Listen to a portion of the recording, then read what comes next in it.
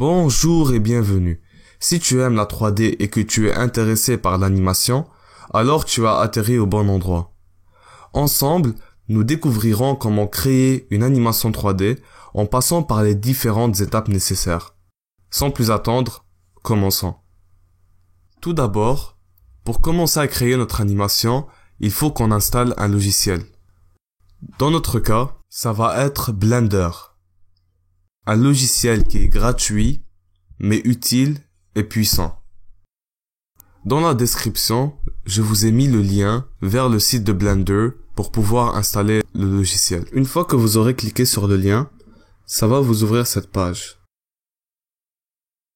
Pour installer Blender, il faut tout simplement cliquer sur Download Blender ici. Et ensuite, si vous êtes sur Windows, vous pourrez télécharger l'installeur en cliquant sur ce bouton. Sinon, vous aurez tout, si vous voulez par exemple télécharger en zip le programme, ou si vous avez un Windows 32 bits ou un Mac, etc., vous allez trouver les autres versions ici. Maintenant que vous avez installé l'application et ouvert Blender, vous avez sûrement plusieurs questions en tête. Ça m'étonne pas car je suppose que c'est votre première fois que vous avez ouvert Blender. Moi aussi, ça m'est déjà arrivé. La première de ces questions, je suppose que c'est quoi cette fenêtre? Eh bien, cette fenêtre, pour l'instant, elle ne nous sert à rien. Elle nous permet d'ouvrir d'anciens projets. Je suppose que vous n'en avez pas encore fait. De visiter, par exemple, le site, le manuel, etc. Pour s'en débarrasser, on clique à côté. Maintenant qu'on la voit plus, cette fenêtre-là, on atterrit sur cet écran. Un écran avec plein de boutons. Ça peut faire peur. Mais moi, je vais vous assurer que vous n'avez pas à vous inquiéter. Car la majorité, puisque Blender est un logiciel open source, plusieurs boutons ne nous seront pas utiles, car c'est des gens qui les ont ajoutés. Au fil des mises à jour, il y a eu des ajouts qui rend Blender un logiciel polyvalent. Par exemple, avec Blender, on peut faire du montage vidéo, on peut créer des jeux, etc. Nous, ce qui va nous intéresser comme fonctionnalité, ce sont les capacités avec lesquelles on peut modéliser et animer des objets. Le reste ne va pas nous intéresser pour l'instant.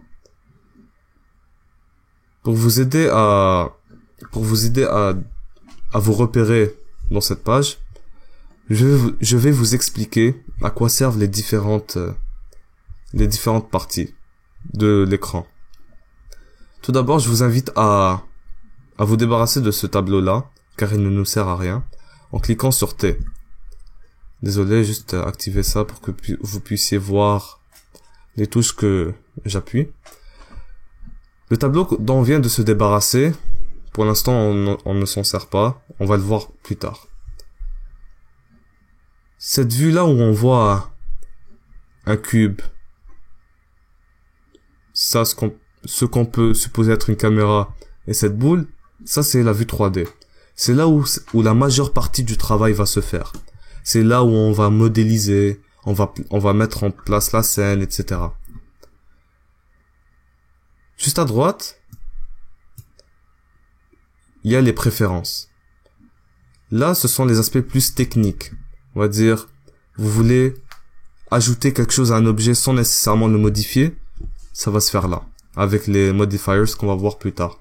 Ici, on peut régler les paramètres de rendu, on peut mettre des textures, etc. Juste en haut, il y a cette liste. Cette liste-là représente tous les objets qu'il y a dans la vue 3D. Dans notre cas, il y a 3 objets. Il y a une caméra, un cube et une lampe. Quand on sélectionne un objet dans la liste, ça va le sélectionner aussi sur la scène. Et ça peut être vraiment efficace quand on fait de très grandes scènes avec beaucoup d'objets. C'est pour ça qu'on conseille souvent de renommer les objets. Comme ça, on peut facilement se retrouver. Pour l'instant, ce n'est pas très nécessaire pour le moment. Finalement, on a en bas une ligne du temps. C'est avec ça qu'on va faire de l'animation. C'est là où on va placer les keyframes, vous allez voir ça plus tard, etc. Qu'on va régler le temps nécessaire pour l'animation et plus.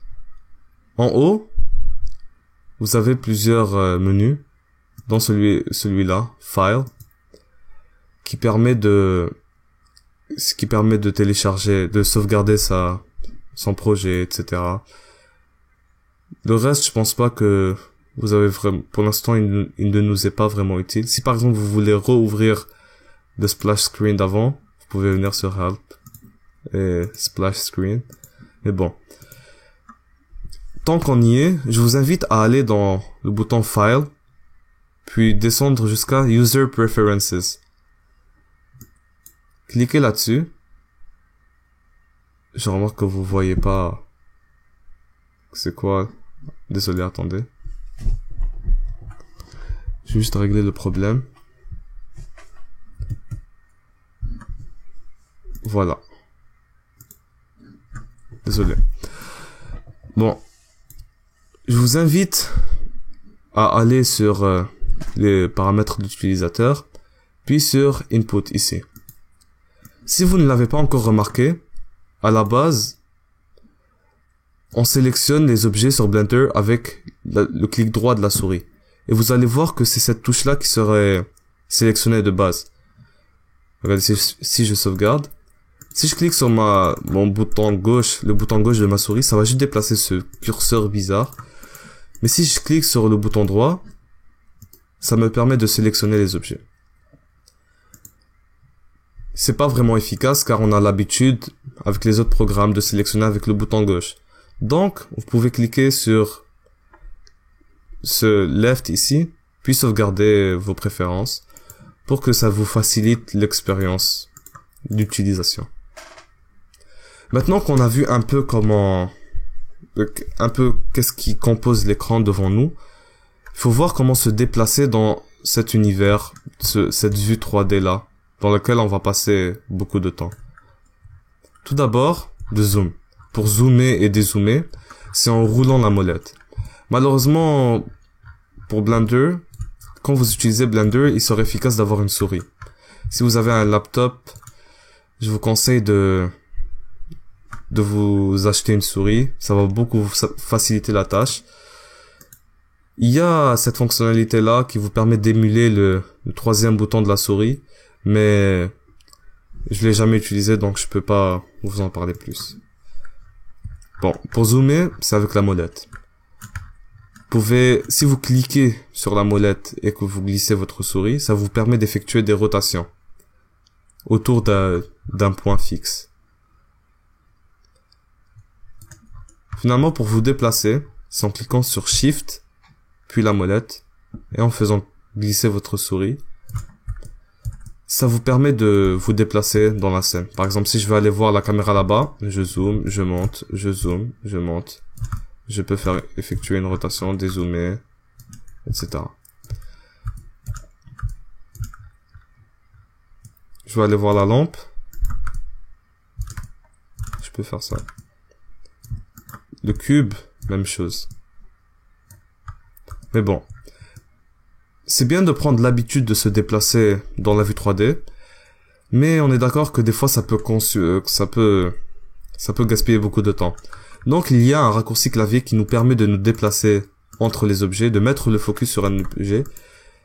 Ce raccourci, c'est le pavé numérique, le point sur le pavé numérique. Quand on clique sur le point sur le pavé numérique, ça nous permet de mettre le focus sur un objet précis, sur l'objet sélectionné. Je sélectionne la lampe, j'appuie sur le point, ça me permet d'aller là-bas. Le cube, même chose. Bon. Maintenant qu'on a vu comment se déplacer dans la scène, il faut savoir comment déplacer les objets qui constituent la scène. Depuis tout à l'heure, à chaque fois qu'on sélectionne un objet, il y a ces trois flèches-là qui apparaissent. C'est ces flèches-là qui vont nous permettre de déplacer les objets. Si par exemple j'ai envie de déplacer mon objet vers la droite, j'appuie sur la flèche verte, puis je le déplace vers la droite. Si je veux le déplacer maintenant vers la gauche, ou plutôt vers l'avant maintenant, je clique sur la rouge, puis je le fais avancer, etc. La flèche verte représente l'axe des Y, des Y. La flèche rouge, l'axe des X, et la flèche bleue, l'axe des Z. C'est bien beau tout ça, mais je vais vous donner un raccourci clavier qui va vous permettre de faire ça beaucoup plus rapidement. C'est la touche G. Quand vous appuyez sur la touche G, ça vous permet de déplacer librement votre objet autour de la scène. Mais puisqu'on est dans un monde 3D et non 2D, ça peut être difficile pour l'ordinateur de reconnaître là où vous voulez mettre l'objet. Donc, pour lui faciliter la tâche, vous pouvez par exemple cliquer sur G puis X, et ça va bloquer l'objet sur l'axe des X. Ou sinon G puis Y, ça va bloquer l'objet sur l'axe des Y. Vous avez aussi G et Z, qui va bloquer l'objet sur l'axe des Z. Ça, c'est tout pour le déplacement des objets. Maintenant, pour les rotations. Pour les rotations, voyez en bas, il y a ici un petit menu. Pour l'instant, il y a cette flèche-là qui est sélectionnée. C'est ce qui nous permet de voir ce menu-là qui nous permet de déplacer les objets. Si vous cliquez sur cette courbe, ça va changer le menu et ça va nous permettre de faire tourner l'objet autour d'un axe. Par exemple, si vous cliquez sur le cercle rouge, si vous cliquez sur le cercle rouge, ça va permettre de faire tourner l'objet autour de l'axe des X. Si vous cliquez sur le cercle bleu, ça va permettre de faire tourner l'objet autour de l'axe des Z. Et c'est la même chose pour l'axe des Y, si vous cliquez sur le cercle vert. Le raccourci clavier de la rotation, c'est le R, la touche R, qui vous permet de tourner l'objet librement. Et comme avec la touche G, vous pouvez bloquer la rotation sur un des axes en cliquant sur X ou sur Y ou sur Z. On va remettre ça car c'est plus efficace. Si vous effectuez un mouvement et que vous n'aimez pas vraiment ce mouvement et vous voulez revenir en arrière, vous pouvez cliquer sur CTRL Z, ce qui va vous permettre de revenir en arrière. Par exemple là, j'ai pu ramener le cube à son emplacement initial.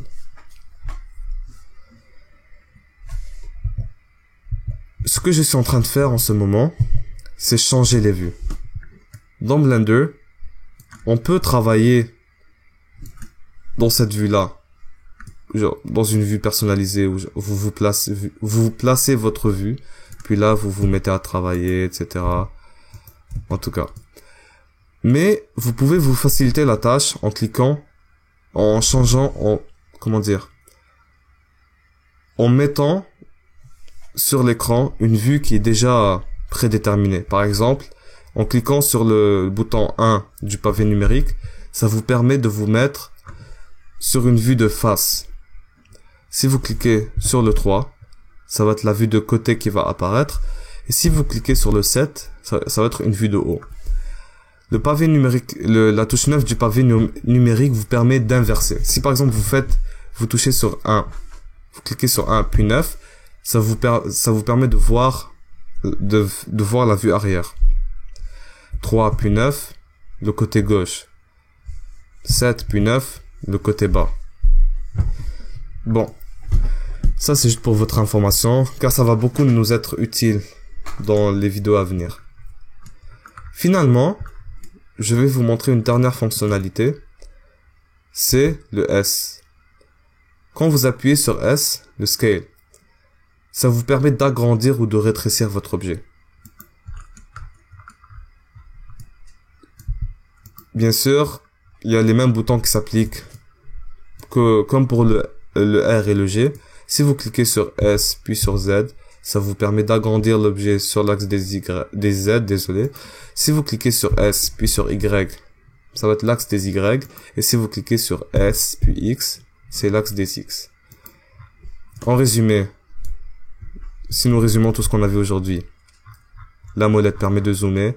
Si on clique sur Shift et qu'on se déplace, puis sur la molette on se déplace, Si on clique sur la molette seulement, ça nous permet d'effectuer des rotations.